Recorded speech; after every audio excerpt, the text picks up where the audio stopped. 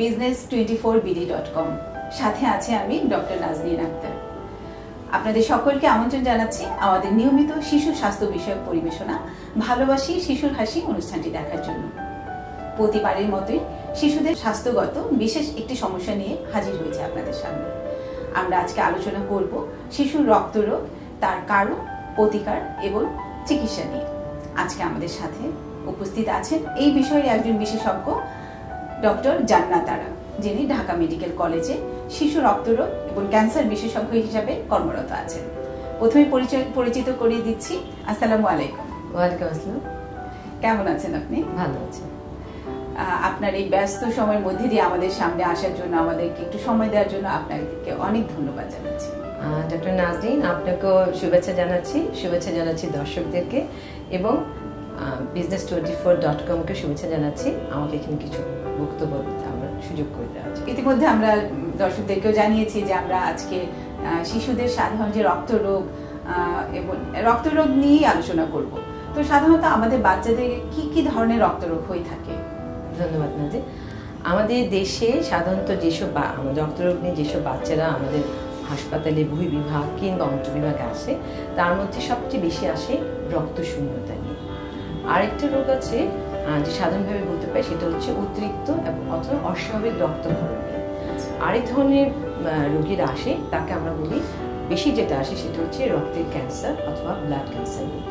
তো এর মধ্যে রক্তশূন্যতাই সবচেয়ে বেশি, যেমন 50 থেকে 60% রোগী বহির্বিভাগ এবং অন্তর্বিভাগে এই ধরনের রোগীরাই বেশি চলে আসে। সাধারণত রক্তের স্বল্পতা, এই জনসাধারণের মনেও এটার সম্পর্কে একটা ধারণা আছে মোটামুটি, যে রক্ত স্বল্পতা বাচ্চাদের হয়ে থাকে, এবং আমরা জানি একটা নির্দিষ্ট এইজে, বিশেষ করে স্কুল গোয়িং বাচ্চাদের ক্ষেত্রে এটা। এবং এই রক্ত স্বল্পতার মধ্যে যদি বলি যে সবচেয়ে কমন কোন রক্ত স্বল্পতা আমাদের বাচ্চাদের বেশি হয়ে থাকে? আচ্ছা, ধন্যবাদ। আর রক্ত স্বল্পতা বিভিন্ন কারণে হতে পারে। তো সবচেয়ে অধিক যে কারণে হয়, দুটো কারণ আমরা বলি। একটা হচ্ছে পুষ্টিগত কারণ, আরেকটা হচ্ছে বংশগত কিছু কারণে। হ্যাঁ, আরো অনেক কারণে হতে পারে, তবে সাধারণত এই কারণেই বেশি হয়ে থাকে। তো পুষ্টিগত কারণের মধ্যে দেখা যায় 50%-এরও বেশি হয় লৌহ আয়রনের অভাবে হয়। সেটাকে আমরা বলি যে আয়রন ডেফিসিয়েন্সি এনিমিয়া, অথবা লৌহজনিত অভাবের জন্য, ঘাটতির জন্য এনিমিয়াটা এটা হতে পারে। এছাড়া কপার, ফলিক অ্যাসিড এসবের অভাবের জন্য, মানে পুষ্টিগত কারণেই রক্তশূন্যতা হতে পারে। আরেক ধরনের রক্তশূন্যতা হতে পারে, সেটা হচ্ছে বংশগত কারণে, বা সেটা হচ্ছে একদম হেরিডিটারি ডিসঅর্ডার যেটাকে আমরা বলি। সেটা হচ্ছে সবাই মোটামুটি এই নামটা জানি, থ্যালাসেমিয়া রোগীরা আমাদের এখানে প্রায় আমরা এই ধরনের রোগী পেয়ে থাকি, এবং বাংলাদেশে এর পরিমাণটা খুব কম না, বাহকও অনেক এবং সাফারও অনেক পেয়ে থাকে। তাহলে আমরা বলতে পারি যে আমাদের সবচেয়ে কমন যে রক্ত স্বল্পতার কারণ, একটা হচ্ছে লৌহের ঘাটতিজনিত বা খাদ্যে যে কোনো যেই পদার্থগুলো আমাদের রক্ত তৈরিতে সাহায্য করে সেগুলোর অভাবজনিত কারণ। আরেকটা বললেন যে আপনি যে বংশগত, যেটা থ্যালাসেমিয়া। তাহলে থ্যালাসেমিয়া একটা বড় একটা চ্যাপ্টার সম্মত, এটা নিয়ে আমরা একটু পরে কথা বলি। আগে আমরা কথা বলি একটু আমাদের যে খাদ্যের যে পুষ্টির অভাবের কারণে যে সমস্যাগুলো হয়ে থাকে, যে রক্ত স্বল্পতা হয়ে থাকে। তো এর মধ্যে বাবা মা আসলে কিভাবে বুঝবে যে তার বাচ্চার রক্ত স্বল্পতা হয়েছে কিনা? আচ্ছা, এখন হয় কি যে এই বয়স তারতম্য ভেদে এক এক সময় এক এক ধরনের এক একভাবেই সেটা প্রকাশ পায়। যেমন 0 থেকে 6 মাস বয়সে বাচ্চাদেরও কিন্তু আয়রন ডেফিসিয়েন্সি এনিমিয়া হতে পারে। হ্যাঁ, তাদের এক ধরনের কারণ হতে পারে। আবার 6 মাস থেকে 2 বছরের বাচ্চাদের আরেক ধরনের কারণ হতে পারে।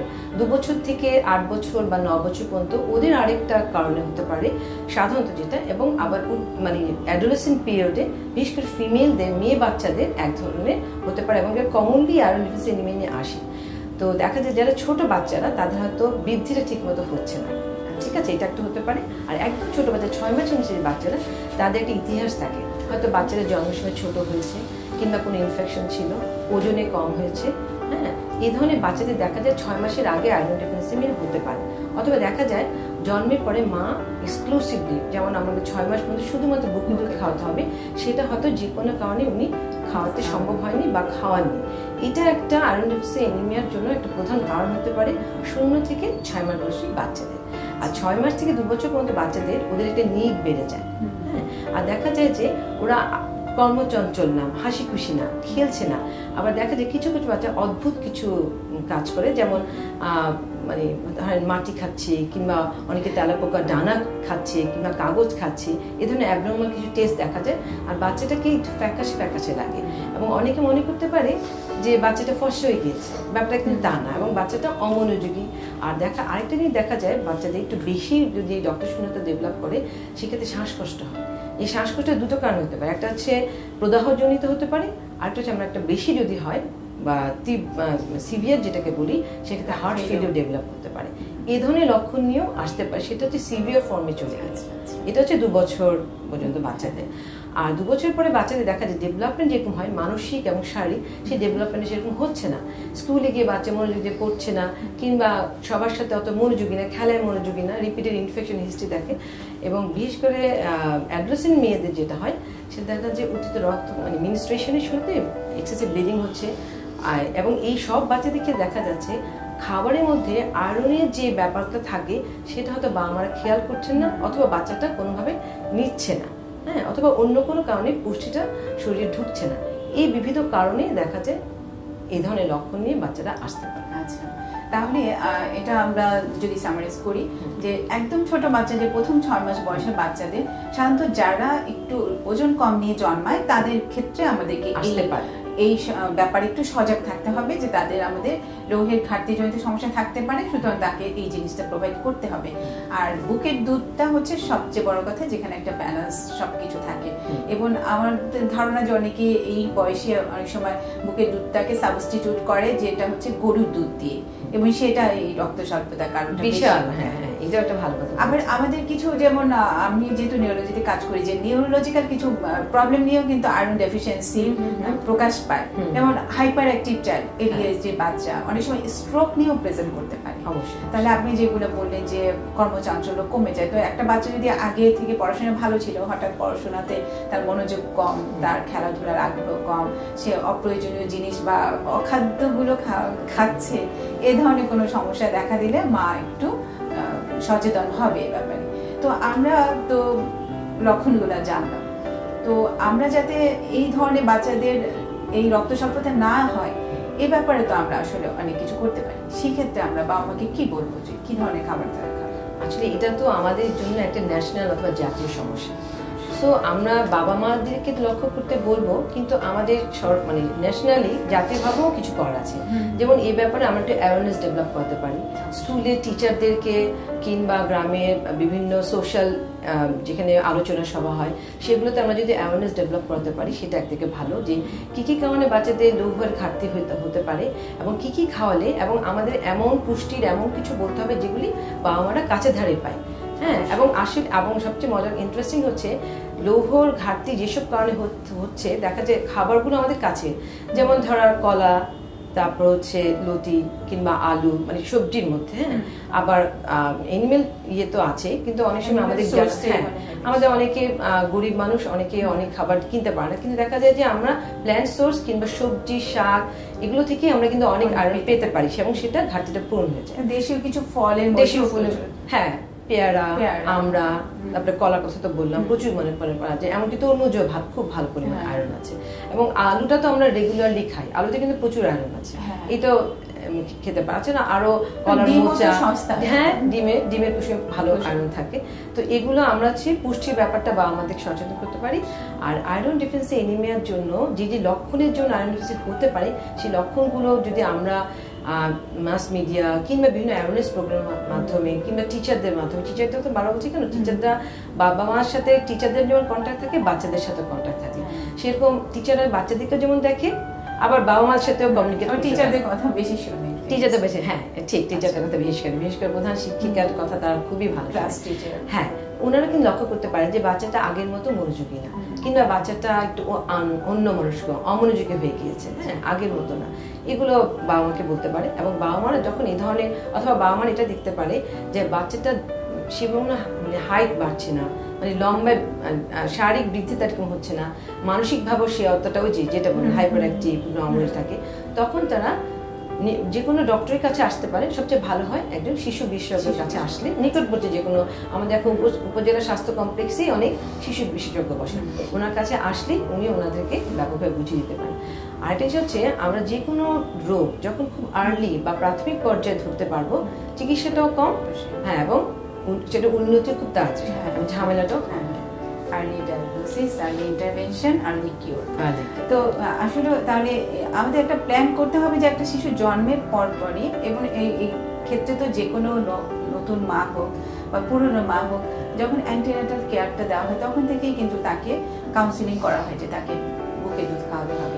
তার ওই জায়গা থেকে স্টার্ট করতে হবে যে একটা বাচ্চা শুধু বুকের দুধ খাবে প্রথম 6 মাস, 6 মাস পর থেকে যে বাড়তি খাবারটা খাবে, সেই ক্ষেত্রে আপনি যে কথাগুলো বললেন যে যেগুলো হচ্ছে আয়রন সমৃদ্ধ যেসব খাবারে, সেগুলো সে বেশি দেবে। হ্যাঁ, কমপ্লিমেন্টারি ফুডে যেন একটু একটু করে আমরা আয়রন সমৃদ্ধ খাবারটা দিয়ে থাকি, যেন মাথায় ওটা থাকে, যেন আয়রনের অভাবটা যেন পুষ্টিগতভাবে না হয়। এবং এটা তো খুবই ইম্পর্টেন্ট একটা মিনারেলস, যেটা আমাদের শুধু যে শারীরিক বৃদ্ধিতে সাহায্য করছে তা না, এটা একটা মানসিক, মানে তার বিকাশের জন্য খুব গুরুত্বপূর্ণ। এটা ব্রেইনের একটা খুব ইম্পর্টেন্ট একটা কম্পোনেন্ট অবশ্যই। তো সেই হিসাবে আমরা যদি বলি যে একটা বাচ্চা আপনার কাছে আসলো, সে মা হয়তো জানে না তার বাচ্চাটার কি ভাবনা, যে রক্ত স্বল্পতাটা কি কারণে হয়েছে। এখন আপনি এই বাচ্চাটাকে কি করে ইউজুয়ালি আপনি অ্যাপ্রোচ করেন? ধন্যবাদ নাজি। এখন দেখতে হবে বাচ্চাটা কোন বয়সে এসেছে। যদি 6 মাস বয়সে বাচ্চা আসে, সেক্ষেত্রে এক ধরনের হবে। 2 থেকে 4 বছর বা 5 বছর বাচ্চা আসে, তাদের হিস্ট্রিটা আরেক ধরনের হতে পারে। হ্যাঁ, আর অ্যাডোলেসেন্ট বাচ্চা, বিশেষ করে ফিমেল মেয়ে বাচ্চা দেখে আরেক ধরনের হতে পারে। তো আমরা তো কিছুক্ষণ আগে আমরা বললাম যে 6 মাসের নিচে বাচ্চা হলে দেখতে হবে তার ব্রেস্ট ফিডিংটা এক্সক্লুসিভ ছিল কিনা, আর হচ্ছে তার জন্মের সময় তার কোনো ইতিহাস আছে কিনা, মানে ওজনে কম হওয়া বা এই ধরনের। যদি এই ধরনের থাকে, সেক্ষেত্রে আমরা তাকে কি করি, আমরা আয়রন সাপ্লিমেন্ট দিয়ে দিই। ঠিক আছে, তার ওজন এবং সবকিছু চিন্তা করে, এবং তার রক্ত স্বল্পতার তারতম্য, সেটাকে মাইল্ড, মডারেট না সিভিয়ার, তার উপর করে চিকিৎসাটা চলে। আর 6 মাস থেকে 2 বছর বা 4 বছর 5 বছর বাচ্চাদের ক্ষেত্রে এখানে আরেকটা কারণ থাকে আমাদের দেশের জন্য, যেটা জরুরি, সেটা হচ্ছে মানে হুকওয়ার্ম ইনফেস্টেশন অথবা হেলমেন্থিসের জন্য হতে পারে। সেক্ষেত্রে একটি ইতিহাস থাকতে পারে, এবং আমাদের দেশে সরকারিভাবে কিন্তু এটা একেবারে মেনটেন করা হচ্ছে যে হচ্ছে 6 মাস পর পর ভিটামিন এর সাথে 6 মাস পর পর হুকওয়ার্মের জন্য অ্যান্টিএলমিক দেওয়া হচ্ছে। কিন্তু আমি বাবা মাদের উদ্দেশ্যে একটা কথা বলতে চাই যে আমাদের সরকারের পক্ষে 6 মাসের যে কম সময়ের মধ্যে দেওয়া আসলে সম্ভব হয় না। এটা এত ব্যাপক আকারে আমাদের এত জনগোষ্ঠী, বাবা মারা কিন্তু 4 থেকে 6 মাস পর পর খাওয়াতে পারে। এবং এই ক্ষেত্রে আমি একটু অ্যান্টিএলমিন থেকে কিছুটা নিয়ম একটু বলে দিতে চাচ্ছি। এই ক্ষেত্রে যে আমরা সাধারণত অ্যালমেন্টিক আমরা একবার খাওয়াই না, যদি একবার একটা ডোজ খাওয়াই, নেক্সট ডোজটা অবশ্যই নেক্সট 7 থেকে 10 দিনের মধ্যে খাওয়াতে হবে। এবং আরেকটা লক্ষণীয় যেটা, সেটা হচ্ছে ভরা পেটে। সবচেয়ে ভালো হয় আমরা রাতে ঘুমের আগে বাচ্চাকে যেন অ্যান্টিবায়োটিকটা খাওয়াই, এটা খুবই জরুরি আয়রনের চিকিৎসার সাথে সাথে। তাছাড়া আমরা যদি তার রক্ত পরীক্ষা করার পর, আমরা যখন তাকে পাবো, পাওয়ার পর কিছু আমরা পরীক্ষা করতে দিই, যদি দরকার মনে করি, সেই পরীক্ষা করার পরে পরীক্ষার উপর নির্ভর করে তাকে আমরা চিকিৎসাগুলো দেব। এবং সাধারণত আয়রনের চিকিৎসা 4 থেকে 6 মাস যাবত হতে পারে। বাবা মারা যেন এটা নিয়ে কোনো অস্বস্তিতে না পড়েন। এবং এটাতে হয় কি, সাময়িক যে আয়রনের ঘাটতিটা আমার শরীরে, সেটা যেমন পূরণ হয়, এবং আমাদের শরীরে আয়রন জমা স্টোর করে, হ্যাঁ, সেই স্টোরটা যেন রিপ্লেনিশ হয়। সেই জন্যই আমরা একটু প্রলং টাইম আয়রনের চিকিৎসা দিই। মানে তার স্টোর যেটা খালি হয়ে গেছিল ওটাকে ভরতে হবে, ওটা ভরার পরে মানে ওটাও যাতে কিছু থাকে, যে আমরা কিছুদিন আবার যদি তার হঠাৎ করে কোনো কারণে ডিমান্ড বেড়ে যায়, স্টোর থেকে যেতে পারে। হ্যাঁ, আপনি যে অ্যান্টিএলমেন্টিকের খাওয়ানোর ব্যাপারটা বললেন যে রাতের বেলা ভরা পেটে, এটার যৌক্তিকতাটা এটা হয় কি, অনেক বাবা মাকে আমরা শুনেছি এবং পেপার পত্রিকা এসেছে, অনেক সময় দেখা যায় যে অনেক বাচ্চা বলেছে পেট ব্যথা করে, বমি হচ্ছে, মাথা ব্যথা করে, এ ধরনের। এই অ্যান্টিএলমেন্টিক খাওয়ালে মানে খুব কম সংখ্যক বাচ্চা থেকে হতে পারে, অ্যাবডোমিনাল পেইন হিস্ট্রি থাকতে পারে, এইটা নিয়ে ওদের মধ্যে এক ধরনের ফোবিয়া বা ভয় কাজ করে। তো দেখা যায় যে ভরা পেটে যদি খাওয়াই, দেখা যায় এই সিমটমগুলি একটু কম হয়। আর রাতে ঘুমের আগে খাওয়ালে বাচ্চাটা ঘুমিয়ে যাবে, এই লক্ষণগুলি অতটা বাবা মারাও টেনশন করবে না, বাচ্চাদেরকে দিয়ে অতটা ফোবিয়া। আমরা যে অ্যাবজর্পশনের ব্যাপারটা যেটা বলি যে ভরা পেটে যে কোনো ড্রাগসের ইয়াটা কমে যায়, হ্যাঁ, না, কিন্তু হচ্ছে ওই যে কম্পারেটিভ চিন্তা করে দেখাচ্ছে এই কমপ্লেইন গুলো যেহেতু মানে এত এসেছে, সে তার উপর ভিত্তি করে আমরা কিছুটা এখানে কম্প্রোমাইজ হবে কথা, ঠিক আছে, কিন্তু ওই ফোবিয়াটা বা আমার মধ্যে যেটা ভয় কাজ করে, তাহলে গভর্নমেন্ট যেটা দিয়ে দিচ্ছে ওটা সে বাসায় নিয়ে যাবে, বাসায় নিয়ে রাতের বেলা খাবে, অথবা দিনের যদি খেতে ভরা পেটে খাবে। এই যে একটা বললেন যে হুকওয়ার্মটা, এটা অনেক বড় একটা কারণ, যে ও আসলে যেমন রক্তটা খেয়ে নিচ্ছে আবার নষ্টও করছে, এভাবে সে রক্ত স্বল্পতা করছে বাচ্চার। তো এই হুকওয়ার্ম থেকে বাঁচার উপায়টা কি, যাতে হুকওয়ার্মটা নাই হলো? একটা হচ্ছে প্রিভেন্টিভ আমরা দিয়ে দিচ্ছি, সরি প্রিভেন্টিভ বলছি, অ্যান্টিবায়োটিক দিচ্ছি। আরেকটা হচ্ছে মেইন হচ্ছে যে আমরা যেন বাচ্চাকে পরিষ্কার পরিচ্ছন্ন রাখতে পারি। এখন আপনি 2 বছরের বাবুকে তো পরিষ্কার পরিচ্ছন্ন শিখাতে পারবেন, তখন কিছুটা মাকে কি করতে হবে, মা হাতটা মাঝে মাঝে ধুয়ে দিবে, অথবা যে জায়গায় সে ঘুরবে ইয়ে করবে ওই সেই জায়গাগুলো যেন পরিষ্কার যতটুকু সম্ভব পরিষ্কার পরিচ্ছন্ন রাখে। থালাটা খাবার যখন বাচ্চাকে খাওয়াবে তার একদিন হাতটা ধুয়ে দেয়। মা হয়তো বলতে পারে ও তো নিজে হাতে খায় না, আমি খাইয়ে দিই, কিন্তু আমি যদি বাচ্চাকে প্র্যাকটিস করাই তাহলে বাচ্চা আস্তে আস্তে শিখে যাবে। আর যে কোনো জিনিস তো মানুষ একদিন শিখে না, ছোট থেকে আস্তে আস্তে শিখে আসে। আরেকটা হচ্ছে খাওয়ার পরে অবশ্যই বাচ্চাকে যেন স্পেশালি ঘুমের আগে দাঁতটা ব্রাশ করে ঘুম পাড়ায়। অনেক সময় আরেকটা হচ্ছে বাচ্চার চকলেট খায়, চকলেট খাওয়ার পর হাতে স্টিকি হয়ে থাকে। মা বাবাদের ওইটা লক্ষ্য রাখতে হবে যে আমরা যদি মিষ্টি জাতীয় খাবার খাওয়াই, মিষ্টি জাতীয় খেলে যে কৃমির সমস্যা হয় ব্যাপারটা কিন্তু আসলে মিথ, এটা ঠিক না। কিন্তু ওই যে বাচ্চাদের হাতে একটু স্টিকি হয়ে থাকে, আঠালো হয়ে থাকে, তখন যদি কোনো ময়লা বা আশেপাশে থেকে লেগে যায় সেটা হয়তো মুখে দিয়ে ফেলে, সেখান থেকে হয়তো কন্টামিনেশন হয়। আর আরেকটা আমি কৃমির ব্যাপারে কথা বলতে চাই, যে কোনো পরিবারে যখন কোনো বাচ্চাকে আমরা দিব, আমরা যাব পুরো পরিবারই যেন এই চিকিৎসাটা একবারই, হ্যাঁ, তাহলে সেটা পুরো পরিবারই মুক্ত হবে। আর হচ্ছে একটু বড় বাচ্চারা যারা হচ্ছে বেয়ার ফুটে চলাফেরা করে সেটা জন্য, আর বাথরুমে যাওয়ার সময় স্যান্ডেলটা ব্যবহার করার ব্যাপারে অবশ্যই এটার ব্যাপারে করা দরকার। অনেক গুরুত্বপূর্ণ আলোচনা হচ্ছে আপনার মাধ্যমে আমাদের এই অনুষ্ঠানে, জনগণ জানতে পারছে। তো এ ব্যাপারে আরেকটা বলবো যে আপনি লোহের ব্যাপারে আমরা যেহেতু জোর দিচ্ছি, এছাড়া কি আরো কোনো পদার্থ আছে যেগুলো আমাদের এই রক্ত তৈরিতে সাহায্য করে? হ্যাঁ, এটা আছে। যেমন এই যতগুলো উপাদান আছে রক্ত তৈরিতে সাহায্য করে, আমাদের দেশে যে কমনটা আর এটা হচ্ছে ফলিক অ্যাসিড। ফলিক অ্যাসিড অভাবও কিন্তু বাচ্চাদের রক্ত স্বল্পতা হতে পারে, খুব বেশ পরিমাণ আমরা পাই। আচ্ছা, সবসময় যে আয়রন পারে, অনেক সময় দেখা যায় দুটোই একসঙ্গে এসেছে, ফলিক অ্যাসিড ডেফিসিয়েন্সিও আছে আবার আয়রন ডেফিসিয়েন্সি আছে। ফলিক অ্যাসিড সাধারণত আমরা দেখা যায় যে বাচ্চাদের সবুজ মানে একদম গ্রিন লিফ ভেজিটেবল যেটা বলে সবুজ শাকসবজিগুলো, আমাদের দেশে তো যেহেতু একটা ষড়ঋতুর দেশ, আমাদের দেশে শাকসবজির কোনো অভাব নেই। তো আমরা যদি সচেতন ভাবে আমাদের গার্ডেনে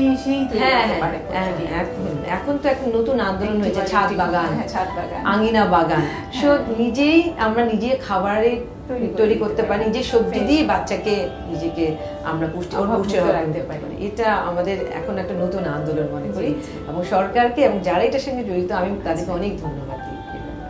তো এই ফলিক অ্যাসিড সাধারণত কাদের ক্ষেত্রে এই ফলিক অ্যাসিডের ঘাটতিটা বেশি দেখা যায়? এক হচ্ছে ও যদি না খায়, এছাড়া কি আরো কোনো রিস্ক ফ্যাক্টর থাকে যাদের মধ্যে স্পেশালি ফলিক অ্যাসিডের অভাব হতে পারে? যদি আপনি দেখা যায় যাদের হচ্ছে আমরা যাদের থ্যালাসেমিয়া রোগী দেখি, তাদের ক্ষেত্রে কিন্তু যেখানে আর আমাদের লৌহ রক্তকণিকা তৈরির পরিমাণটা বেড়ে যায়, যেমন সেখানে ফলিক অ্যাসিড লাগবে। দেখা যায় যে আরেকটা জিনিস হচ্ছে যাদের অনেক বাচ্চাকে আমরা দেখি যে গোট মিল্ক বা ছাগলের দুধ খাওয়ায়, তাদের ক্ষেত্রেও কিন্তু ফলিক অ্যাসিড।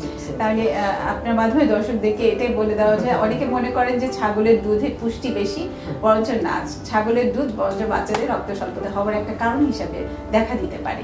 আরেকটা আমি এটা বলতে চাই যে সাধারণত আমরা এখন বলি 2 বছরের নিচে বাচ্চাদেরকে 1 বছর অবশ্যই, এবং পারলে 2 বছর পর্যন্ত যেন আমরা গরুর দুধটা ওদেরকে সরাসরি না দিই। গরুর দুধের মধ্যেও কিন্তু এক ধরনের গ্যাস্ট্রিকের অন্ত্রের প্রদাহ হয়, প্রদাহ হওয়ার জন্য আয়রন ডেফিসিয়েন্সি অ্যানিমিয়া ডেভেলপ করতে হয়। সেজন্য আমরা সাধারণত বলি যে 2 বছর পর্যন্ত গরুর দুধটা না খেলে ভালো। এবং দেখা যায় যারা গরুর দুধ খাইয়েছে তাদের দেখা যায় পরিণত বয়সে ডায়াবেটিস হওয়ার একটা চান্স থেকে যায়।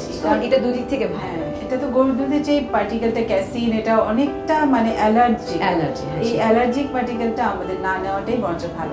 এবং এটা তো আমরা সবসময় বলি যে আসলে অন্য কোনো প্রাণী দুধ খায় না, আমরা মানুষ মাতৃকাত হয়েও আমরা অন্য প্রাণী খাচ্ছি, কারণ বুকের দুধটা কিন্তু স্পেসিফিক, যার জন্য যেটা দরকার সেটা মার কাছেই সে পাবে। এটা 2 বছর পর্যন্ত সে যদি মার বুকে দুধ খায় তাহলে আসলে বাড়তি এরপরে তো দুধের চাহিদাটা থাকে না। আমরা অন্য কমপ্লিমেন্টারি অন্য খাবারগুলো দিই, সেটা অবশ্যই 6 মাস থেকে আমরা দিতে শুরু করেছি। সেই ক্ষেত্রে আমার এই ধরনের সবসময় আমরা যেটা বলি একটা ব্যালেন্স ডায়েট, অবশ্যই, যেখানে পরিমিত protein, carbohydrate, fat, minerals, vitamins থাকবে। অবশ্যই। তো আমরা সাধারণত কোন সোর্স থেকে বেশি পাচ্ছি আয়রনটা? আমাদের প্রাণীজ না মানে ভেজিটেবলস, কোনটা থেকে বেশি আসে? সাধারণত আয়রনটা আমরা সাধারণত দেখি যে প্রাণীজ থেকে, যেমন এনিম্যাল সোর্স থেকে বেশি আসে, কিন্তু উদ্ভিদ থেকেও কিন্তু ভালো পরিমাণ আসে। মানে এটা থেকে নাই যে আমি বাচ্চাকে গরুর মাংস কিংবা মুরগির মাংস খাওয়াতে পারছি না, কিংবা বড় বড় মাছ খাওয়াতে পারছি না, কথাটা কিন্তু সঠিক না। আমরা দেখা যায় বিভিন্ন শাক সবজি, বিশেষ করে যেমন কি সবুজ শাক, গাঢ় সবুজ শাক কিংবা লাল শাক, এই ধরনের শাকে প্রচুর পরিমাণ আয়রন থাকে। তারপর সবজির মধ্যে তো বলেছি কলা, আলু, কিংবা তারপরে পুঁই শাকও প্রচুর পরিমাণে আলু থাকে। ফলের মধ্যে যেমন পেয়ারা, আমড়া, তরমুজ, মানে কালার্ড ফুডগুলোতে প্রচুর পরিমাণে থাকে। তারপর ছোট ছোট মাছগুলো তো থাকে, বড় মাছে যে থাকবে কথা নেই, ছোট ছোট মাছে বড় মাছ বেশি থাকে। যেমন শিং মাছে প্রচুর পরিমাণে আয়রন। আচ্ছা আচ্ছা, এটা অনেকেই জানে যে শিং মাছ খাওয়াতে হবে। হ্যাঁ, শিং মাছে প্রচুর পরিমাণে। সুতরাং আমরা যদি এমন হয় যে আমি মাছ খাওয়াতে পারছি না আমার অর্থের অভাবে, কিংবা মুরগি খাওয়াতে পারছি না, আমরা কিন্তু সব শাক সবজি দিয়েও আয়রনের অভাবটা পূরণ করতে পারি। এমনিতে যদি বলি প্রাণী, যে সেই ক্ষেত্রে মনে হয় যে লিভার, হ্যাঁ কলিজাটাতে বেশি থাকে। আর এই যে আপনারা সবসময় বলে থাকেন সাথে যে ফল কাটলে কালো হয়ে যায় সেই ফলে বেশি আয়রন থাকে। হ্যাঁ, এটা মানে জানলে তারা নিজেরা পরীক্ষা করে দেখতে পারে। হ্যাঁ, কোন ফল কাটলে। তাহলে আমরা খুব সহজেই কিন্তু এই লোহের ঘাটতিজনিত সমস্যাগুলো দূরীভূত করতে পারি, এবং এই লোহের ঘাটতিজনিত কারণে কিন্তু অনেক সিভিয়ার সমস্যা হতেও পারে। সুতরাং এই ব্যাপারে আমাদের অ্যাওয়ারনেস প্রোগ্রামের কথা আপনি যেটা বললেন সেটা আমাদের আরো দরকার। এর পাশাপাশি যেটা বলবো যে আপনি লোহের কথা বলেছেন, ফলিক অ্যাসিডের কথা বলেছেন, আরেকটা যেটা বলেছিলেন বংশগতি, সেটা নিয়ে আমরা কিছু আলোচনা করে ফেলি। তো এই থ্যালাসেমিয়া আসলে কাদের হয়? থ্যালাসেমিয়া হচ্ছে এক ধরনের জেনেটিক ডিসঅর্ডার বুঝি, অথবা বংশগত এক ধরনের অসুখ, বংশগতভাবে আসে। দেখা যাচ্ছে বাবা মা যদি দুজন বাহক হয়, হয়তো বাবা মারা প্রকাশ পায়নি অসুখটা, কিন্তু তার জিনের ভেতর আছে।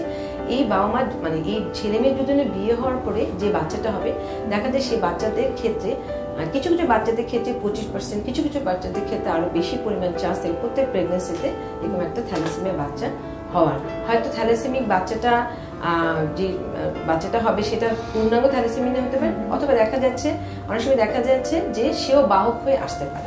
এটা একটা। আর থ্যালাসেমিয়ার মেইন মানে আসল সমস্যাটাই হচ্ছে যে রক্তটা তৈরি হচ্ছে সেটা তাড়াতাড়ি করে ভেঙে যাচ্ছে। মানে আমাদের দেহে যে লৌহতে রক্তকণিকা বলে বা আরবিসি বলে, সেটা সাধারণত 120 দিন বেঁচে থাকে। কিন্তু থ্যালাসেমিয়া রোগীদের ক্ষেত্রে তৈরিতে কোনো সমস্যা নেই, কিন্তু তাড়াতাড়ি করে ভেঙে যায়। দেখা যায় 30 দিন, 40 দিন, কিংবা অনেক সময় 20 দিন পরও ভেঙে যেতে পারে। যদি অনেক তাড়াতাড়ি ভেঙে যায়, খুব তাড়াতাড়ি তারা ফ্যাকাশে হয়ে যাচ্ছে। যদি অতিরিক্ত পরিমাণে তাদের লৌহ মানে হিমোগ্লোবিন কমে যায়, সেক্ষেত্রে দেখা যায় আমাদেরকে চিকিৎসায় অতি তাড়াতাড়ি চিকিৎসা চলে যেতে হবে। এখন থ্যালাসেমিয়ার ব্যাপারটা হচ্ছে থ্যালাসেমিয়ারও আবার মাইল্ড, মডারেট, সিভিয়ার আছে, এবং বয়স ভেদ আছে। যেগুলো বেশি মানে সিভিয়ার যেটাকে বলি, দেখা যাচ্ছে খুব কম বয়সে, ইভেন 1 বছর আগেও প্রকাশ পেতে পারে। আবার যদি দেখা যেগুলো মডারেট বা মাইল্ড, সে মাইল্ড যেগুলো সেটা হয়তো প্রকাশ পায় না, কিন্তু মাঝে মাঝে দেখা যায় যদি কারো ইনফেকশন হয় বা কোনো কারণে অসুস্থতা হঠাৎ দেখা যায় তাদের ভেঙে যাচ্ছে এবং তাদের প্রকাশ পাচ্ছে। এখন প্রকাশের উপর এবং কি ধরনের প্রকাশ পাচ্ছে, কতটা রক্ত স্বল্পতা হচ্ছে, তার উপর আসলে এটা চিকিৎসাটা এবং তার লক্ষণগুলো। আপনি যে বললেন মাইল্ড, যেটা অনেক সময় প্রকাশ পায় না, আবার একটা হচ্ছে যে আপনি ক্যারিয়ার হিসাবে থাকলেন, তো এই ক্যারিয়ার আর মাইল্ড এই দুটোর মধ্যে আসলে পার্থক্যটা? আচ্ছা, হ্যাঁ, মাইল্ড খুব সুন্দর কথা। মাইল্ডও প্রকাশ পায় না, ক্যারিয়ার প্রকাশ পায় না। তো সেক্ষেত্রে আমরা কিছু রক্ত পরীক্ষা করি। রক্ত পরীক্ষা করালে মাইল্ড প্রকাশ পায় না, কিন্তু যদি ইনসিডেন্টালি বলে হঠাৎ করে কোনো কারণে যদি তার রক্ত পরীক্ষা করতে হয়, কিংবা দেখা যায় ইনফেকশনও তাদের কমে যেতে পারে, তখন রক্ত পরীক্ষা করে দেখা যায় তাদের কিছু কিছু জিনিস আমরা দেখলে বুঝতে পারি সেটা থ্যালাসেমিয়া হতে পারে, সাসপিশন মানে আমরা মনে করি। সেক্ষেত্রে আমরা তখন আমরা একটা থ্যালাসেমিয়ার হয়েছে কিনা প্রমাণের জন্য আমরা একটা নির্দিষ্ট পরীক্ষা আছে, সেটাকে আমরা হিমোগ্লোবিন ইলেকট্রোফোরেসিস, সেটা করলে আমরা বুঝতে পারি সেটা হয়েছে। তাহলে এই রোগীগুলোই সাধারণত দেখা যাচ্ছে আমাদের লোহের ঘাটতিজনিত কারণে যে রক্ত স্বল্পতা দেখা দেয়, সেরকম সিমটম নিয়ে আমাদের কাছে আসলো, এবং আমরা হয়তো তার এই রক্ত পরীক্ষা করে দেখলাম যে তার সেটা একটা মাইল্ড ফর্মে যে কিছু একটা পরিবর্তন, যেটা লোহের রক্ত মানে লোহের অভাবজনিত কারোর সাথে মিলছে না, কিছুটা ডিফারেন্স আছে, তখন আমরা ওকে কিছু পরীক্ষা করে বোঝা যায়। তো এমনিতে তো দেখা যাচ্ছে যে আপনার বাবা মা, ক্যারিয়ার, আত্মীয়তার মধ্যে বিয়ে হলে সাধারণত এটা, এখন আপনি প্রথমে বলেছেন যে এখন এই রোগটা অনেক বেশি, অনেক বাহক আছে, তো এই ক্ষেত্রে দেখা যাচ্ছে আমরা আত্মীয়তার সম্পর্ক যে আছে তাদের মধ্যে বিয়ে হয়েছে এমনও পাই না, তারপরেও দেখা যায় তাদের বাচ্চা হয়েছে। এবং এই ব্যাপারটা যেটা হচ্ছে যে বাচ্চার হওয়ার পরে হয়তো বা দেখা যাচ্ছে যে ফ্যামিলিটা আমাদের নিজেদের পার্সোনাল এক্সপিরিয়েন্স আছে, যে তখন হয়তো তারা মনে করলো যে এই বাচ্চাটা যখন থ্যালাসেমিয়া হিসাবে সে ডায়াগনোসিস হয় তখন অন্যদের স্ক্রিনিং হয়। তাহলে কিন্তু আমি এই বাচ্চাটাকে হওয়াটা প্রতিরোধ করতে মেয়েটির আসলে প্ল্যানটা কি? আমরা তো এত বেশি বাহক হয়ে গেছে যেটা আমরা জানি যে প্রায় ঘরে ৩-৪টা ঘরে পরে আমরা একটা থ্যালাসেমিয়া পেশেন্ট দেখতে পাচ্ছি। এটাকে আমরা কিভাবে, যেহেতু আমাদের দেশে বাহক অনেক, হ্যাঁ, এখন শুধু আত্মীয় মধ্যে বিয়ে হলেই হবে এটা আমরা ডিফাইন করতে পারছি না বা নির্দিষ্ট করতে পারছি না। সেক্ষেত্রে সরকার নির্দেশনা যেটা হচ্ছে বিয়ের আগেই আমরা টেস্ট করব, এক, আর প্রি ম্যারিটাল একটা কাউন্সিলিং করবো, এটা খুবই ভালো হয়। যখন টেস্ট করবো, টেস্ট করার করলেই তোমার বুঝে যাবো সে ক্যারিয়ার কিনা। ক্যারিয়ার হলে তাকে সেভাবেই আসলে কি এটা সুনির্দিষ্ট এভাবে না বলে সবচেয়ে এই ক্ষেত্রে অ্যাওয়ারনেস দরকার। একটা থ্যালাসেমিয়া বাচ্চা যদি জন্ম নেয়, পরিবার কতটা মানে ভোগান্তিতে ভোগে, যাদের থ্যালাসেমিয়ার বাবু আছে এবং চিকিৎসা করাচ্ছে, সেটা যেমন ব্যয়বহুল তেমন একটি মানসিক বিপর্যয়ের ব্যাপার। হ্যাঁ, এমন হয়েছে বারে বারে অসুস্থ হতে, হ্যাঁ এমন হয়েছে অনেক পরিবার বিচ্ছিন্ন হয়ে গিয়েছে, তাদের বাবা মার মধ্যে সেপারেশন হয়ে গিয়েছে শুধু এই বাচ্চার কারণে। এবং এটা আমাদের দেশে খুবই কমন, আমাদের দেশ বিশেষ করে সাউথ ইস্ট এশিয়াতে খুবই বেশি কমন। সেক্ষেত্রে আমি মনে করি আমাদের সরকারিভাবে যেমন সচেতনতা দরকার এবং আমাদের জনগণের লেভেলে বেসরকারিভাবে আমার মতে এই সচেতনতা আগে, এবং প্রিমেরিটাল চিকিৎসক হিসাবে ওইটা অবশ্যই একটা সময় এটাকে বলা হতো কিন্তু মেডিটেরিয়ান ইলনেস, কিন্তু তারা কিন্তু এটা কন্ট্রোলে নিয়ে আসছে। এখন আমরা সাউথ ইস্টে বেড়ে গেছি, হ্যাঁ, মানে অ্যাওয়ারনেসটা বাড়ালেই জিনিসটা বেড়ে যায়। সেখানে মনে হয় আইন করেই এটা করা হয়েছে যে বিয়ের আগে প্রত্যেকে, এটা আমাদের দেশে এটা করা উচিত, আমাদের সেই লেভেলে আমরা চলে গেছি। হ্যাঁ, করে গেলে আমরা এটা নিয়ন্ত্রণ করতে পারবো। কারণ আগে নিয়ন্ত্রণ করাটা যত সোজা, চিকিৎসা মানে চিকিৎসা করে বাচ্চা ভালো হবে সেটা অনেক কঠিন এবং ব্যয়বহুল এবং সম্ভাবনা অনেক কম। জি, এবং একটা বাচ্চা ধীরে ধীরে বড় হচ্ছে, হয়তো সে পরমুখাপেক্ষী হয়ে বড় হচ্ছে, একটা পর্যায়ে সে যখন সবকিছু বুঝতে শেখে তখন হয়তো তার চলে যাওয়ার সময়। এটা খুব কষ্টদায়ক। এবং থ্যালাসেমিয়া বাচ্চাদের জীবনকালও যতই চিকিৎসা করি অন্যান্য বাচ্চাদের তুলনায় জীবনকালটা অনেক কমে যায়। বিভিন্ন এক্সপেরিয়েন্সে কি মনে হয় একটা থ্যালাসেমিয়া বাচ্চা সে যদি রেগুলার আমাদের দেশে যে চিকিৎসা পদ্ধতি আছে বোন ম্যারো ট্রান্সপ্লান্টেশন ছাড়া রেগুলার ব্লাড ট্রান্সফিউশনের মাধ্যমে সে সর্বোচ্চ কতদিন বাঁচতে পারে? যদি আমরা একদম আর্লি ডায়াগনোস করতে পারি এবং বাবা মাদের রেগুলার চেকআপে আসে এবং আমরা একদম সঠিকভাবে, এখানে শুধু রক্ত দিলে তো হবে না, যেন আয়রন বেশি জমে যায় সেটা যেন অপারেশন করতে, সেক্ষেত্রে চিকিৎসা আছে। সব চিকিৎসা যদি সুনির্দিষ্টভাবে করা যায় সেক্ষেত্রে দেখা যায় স্বাভাবিক যে একজন মানুষ বাঁচে তার কাছাকাছি বাঁচতে পারে। কিন্তু তাকে অনেক ধরনের পরীক্ষা নিরীক্ষা, অনেক ধরনের চিকিৎসা পদ্ধতি, অনেক ধরনের মনিটরিং এর মধ্যে থাকতে হয়। তাছাড়া দেখা যায় যে তাকে যে ওষুধগুলো আমরা দিচ্ছি সেই ঔষধের জন্য কিংবা সেই মেডিসিন রিলেটেডও কিন্তু কিছু সাইড এফেক্ট আছে।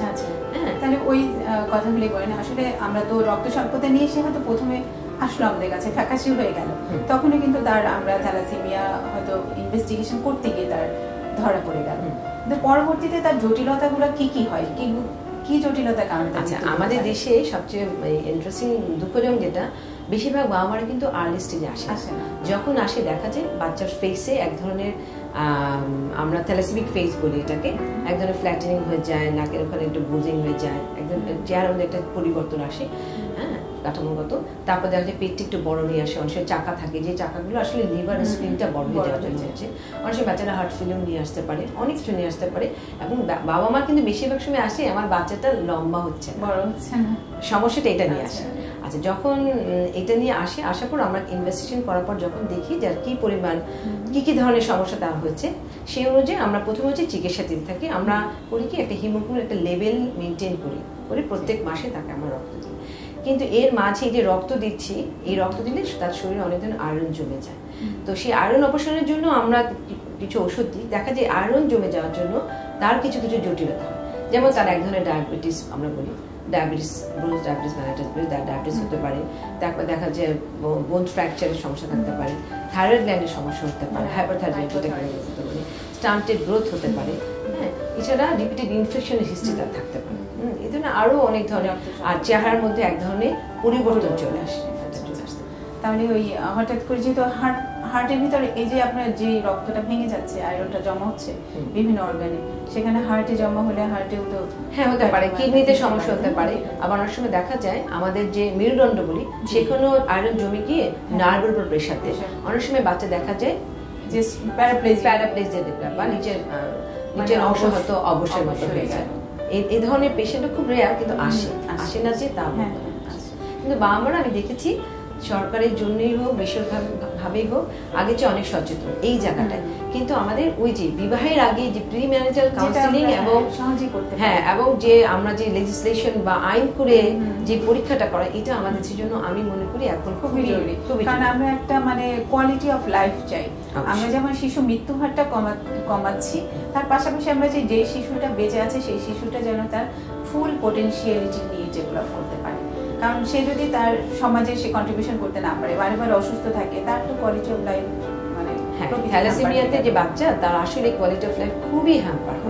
এবং সে সবসময় কিন্তু তার মানসিক দ্বন্দ্বেও ভোগে যে সে কোনো কাজ করতে পারবে কি, কতদিন বাঁচবে। একটু বড় হওয়ার পর তাদের ভিতরে এই জিনিসগুলো চলে আসে। তো এটার মানে কিউরেটিভ ট্রিটমেন্টটা কি আমরা বাংলাদেশে এস্টাবলিশ করতে পারবো শীঘ্রই? ইনশাআল্লাহ। আমাদের কিউরেটিভ ট্রিটমেন্টের ব্যাপারে আমি বলতে চাই, একদম কিউরেটিভ যেটা সেটা হচ্ছে বোন ম্যারো ট্রান্সপ্লান্টেশন।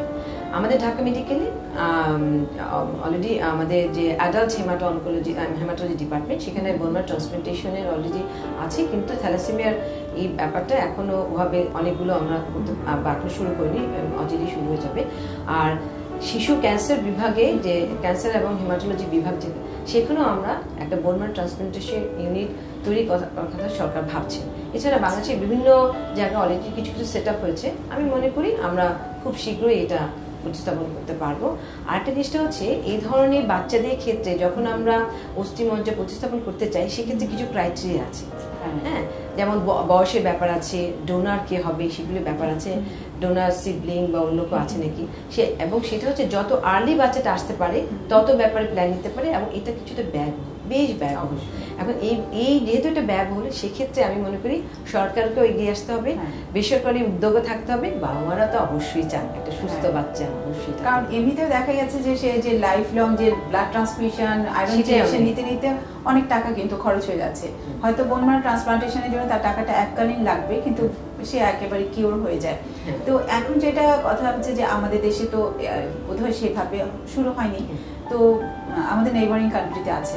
তো সেটা আমরা কতটুকু মানে খরচটা কেমন, আর বাংলাদেশে যদি হয় দুটোর মধ্যে আমাদের খরচে কি পার্থক্য? আমরা যেটা জেনেছি যে সরকারিভাবে ইন্ডিয়াতে যেটা হচ্ছে, সেখানে প্রায় 10 থেকে 25 লাখ রেঞ্জটা এরকম বিভিন্ন সেন্টারে এরকম নিচ্ছে। তো আমরা বিভিন্ন আলোচনা আমরা যেখানে জেনেছি, বাংলাদেশে 5 থেকে 7 লাখের মধ্যে কিংবা আরো কমের মধ্যে সরকারিভাবে করার চিন্তা ভাবনা চলছে। সরকার উদ্যোগ নিলে হয়তো আমরা আরো কিছুটা এটা আমাদের জন্য খুবই একটা আশার আলো দেখাচ্ছে। তবে আমরা যদি চিন্তা করি যে বাচ্চাটির আমাদের ধরেন সামনে 5 বছরের মধ্যে আমরা যদি এটা স্টাবলিশ করতে পারি, আজকে যে শিশুটি থ্যালাসেমিয়া নিয়ে জন্মালো তার জন্য আমার একটা প্ল্যান থাকতে পারে। তো এই শিশুর বাবা মা কিভাবে প্রস্তুত রাখবে বাচ্চাকে তার ভবিষ্যতের ট্রান্সপ্লান্টেশনের উপযুক্ত করার জন্য?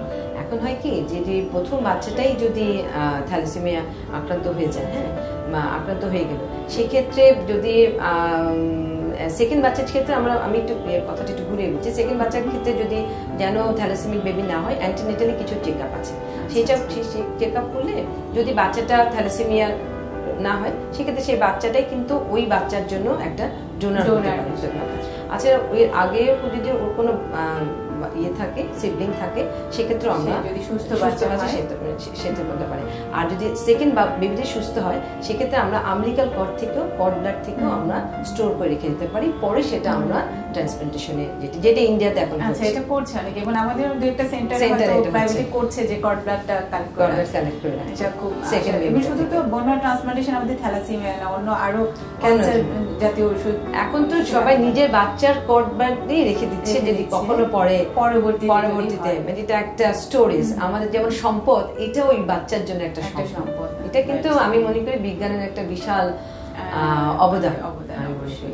তো কথায় কথায় আমরা অনেক সময় অতিক্রম করে ফেললাম, এবং খুবই ভালো লাগলো আপনার সাথে আলোচনা করে। আমি জানি জনগণও খুব উপকৃত হবে এই মূল্যবান আপনার এই তথ্যগুলো পেয়ে। তো আপনি আমাদের দর্শকদের উদ্দেশ্যে যে শিশুদের রক্ত স্বল্পতা প্রতিরোধের জন্য আমাদের কি ধরনের সচেতনতা দরকার সেই বিষয়ে দুটো কথা বলে আমরা অনুষ্ঠান শেষ করি। দর্শকদের উদ্দেশ্যে আমি একটা কথাই বলতে চাই, আমাদের দেশে রক্ত স্বল্পতা, বাচ্চাদের রক্ত রোগ, যত রোগ হয় তার মধ্যে সবচেয়ে বেশি, এবং রক্ত স্বল্পতার মধ্যে পুষ্টির ঘাটতিজনিত যে রক্ত স্বল্পতা সে সবচেয়ে বেশি হয়। সেজন্য আমি মনে করি বাবা মারা সচেতন থাকবেন। বাচ্চাদের কোনো ধরনের লক্ষণ যদি আপনারা মনে করেন রক্ত স্বল্পতা, ফ্যাকাশে হয়ে যাচ্ছে, কিংবা বাচ্চার বৃদ্ধিটা, শারীরিক বৃদ্ধি বা মানসিক বৃদ্ধি তেমন হচ্ছে না, সেটা অবশ্যই আপনার ডক্টর শরণাপন্ন হবেন। এবং বাচ্চাদের জন্য ব্যালেন্স ডায়েট আপনারা খাওয়াতে পারেন, এবং বাচ্চাদেরকে পরিষ্কার পরিচ্ছন্ন রাখার ব্যাপারে আপনারা সচেতন হবেন। তাহলে দেখবেন বাচ্চাদের অনেক ধরনের রোগ শোক থেকে মুক্তি পাবেন এবং আপনারাও ভালো থাকবেন। আশা করি সবাই সুস্থ থাকবেন। ধন্যবাদ আপনাকে, অনেক ধন্যবাদ নাজিন আপনাকে, এবং business24.com-কেও ধন্যবাদ আমাকে এখানে আসা সুযোগ করে দেওয়ার জন্য। শুধু দর্শক মন্ডলী, কথায় কথায় আমাদের সময়ের শেষ প্রান্তে এসে পৌঁছে গেছি। আশা করি আপনাদের ভালো লেগেছে। কিছু গুরুত্বপূর্ণ তথ্য আপনাদেরকে দেওয়ার চেষ্টা করেছি। ভবিষ্যতে আবারও আসবো আপনাদের সামনে নতুন কোনো সমস্যা নিয়ে। ততক্ষণ পর্যন্ত আপনারা সুস্থ থাকুন, ভালো থাকুন এবং দেখতে থাকুন business24bd.com-এ আমাদের সকল পরিবেশনাকে। ধন্যবাদ সকলকে।